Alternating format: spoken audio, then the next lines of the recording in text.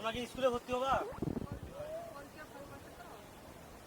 তাহলে ওখানে ভর্তি হইও, বই ড্রেস যা যা লাগে আমরা সব দিয়ে স্কুলে ভর্তি হবো তাকে ভর্তি করে দেয় না কায়ও আমার বাবা আমার আম্মু নেয় বকুলপুর কটের সামনে থেকে কুড়িয়ে আনি বিক্রি করি কলেজে স্কুলে যাবো আর বকুলপুর বেশি নিউজ যখন করে তখন তাদের শরীর গায়ে পোশাক পর্যন্ত ছিল না।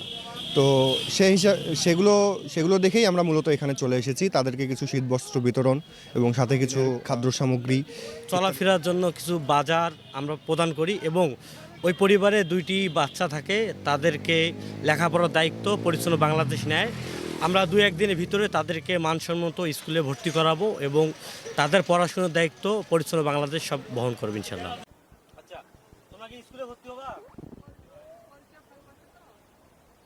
তাহলে ওখানে ভর্তি হইও, বই ড্রেস তাহলে ওখানে ভর্তি হইও, বই ড্রেস যা যা লাগে আমরা সব দিয়ে যাবো।